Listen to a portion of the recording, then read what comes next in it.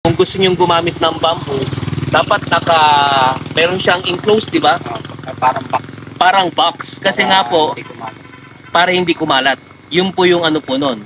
Welcome to my YouTube channel, Gaylord, your garden buddy.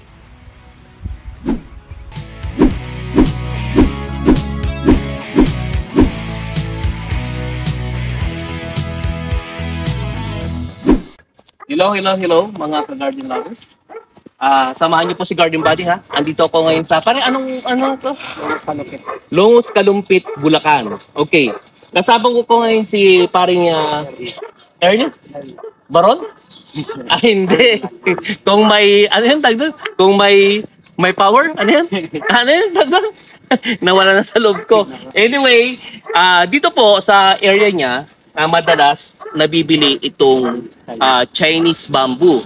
What else ano yung mga bamboo niyo pa rito pare? This is Chinese bamboo. Ito naman kasi is Phone. okay, yung ganito pare magkaning ganito? 250. Kaya lang ito kasi mataas. Mataas. Pero ito, okay lang yung taas niya. Tumapasin ko siya ng mga 9. Okay. Sakto lang yun, no? Hindi yung masyadong kataasan. Natitrim yan. Pero ito, yung ugat nito medyo malaki. Hindi compared doon. Alin? Gagana ito, hindi ka Kaya okay lang na kapag, depende po kasi sa i-design. Tingin ka doon pareho. Depende po kasi sa i-design. Kagaya po niyan, kung gusto niyong gumamit ng bamboo, dapat meron siyang enclosed, di ba? Parang box. Parang box. Kasi nga po, para hindi kumalat. Yun po yung ano po nun. Maliban doon, kung sabihin natin na halimbawa, kasi yung gagawin ko po ngayon kasi, merong existing na tubo doon sa plant box. So, ang ano ko dito, instead na kahit na gusto kong gumamit ng ganito, it can be. Kasi nga, ito pwedeng sumira doon sa tubo, right? Kaya ang ginamit ko na lang as advice is the Chinese bamboo, no? Kasi hindi gaanong tsaka parang lumalabas, friendly yung pinaka-ugat. Ano pa yung mga bamboo niyo dito? So, ito, hindi, kung matanong kita, kung ako tatanungin mo, ano mas magandang gamitin ko, Thailand or yung Chinese? Chinese bamboo. Okay, coming from my friend, Ernie Baron. Ay, Ernie pala, Ernie lang. Ayan. Mas maganda raw gamitin, siguro mas mataas din yan no? Yung Chinese.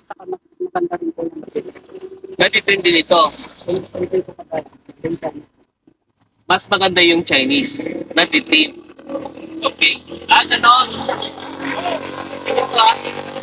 May full bamboo. Ito ay Thailand bamboo. Pero dito sa Pilipinas tayo ngayon, no? Oo, joke lang. Napangiti. Tingin ka doon pareho. Ayan. Ito, wala nang dito. Yung isa, yung Buddha bamboo ba yun? Wala po kasi yung tag-init po, mahirap po ng buhay. Yung malalaki yung yung pagitan, yung maliit lang, pero malaki yung pinaka-dulo. Buddha bamboo. Pare, ano bang kuwan? Baka may contact number ka. Ay, ito pa pala. Sige, pakita natin. Yellow bamboo, pero ang alam ko that is golden bamboo. No? Maganda rin kaya pag nagtagal, dapat natitrim yan No? Malalaki din. Open lang din talaga. Open area dapat. Pagayan ito. Sa mga box. Ito yung the best kapag sa box. Ayun, tignan po ninyo may nakikita akong yokapang. Paring Ernie, ano yung number mo? Baka tapos mag-plug ka na rin kung anong area saan ka dito. Hindi mo kabisado. Sige, hanapin niyo lang po ninyo si paring Ernie dito sa parting gitna ng Lungos Kalumpit. Purok 7. Makikita niyo lang po dito, yung katapat po dyan, yung bintahan po ng mga garden stone. Ay, Kapitan OG. Kay Kapitan.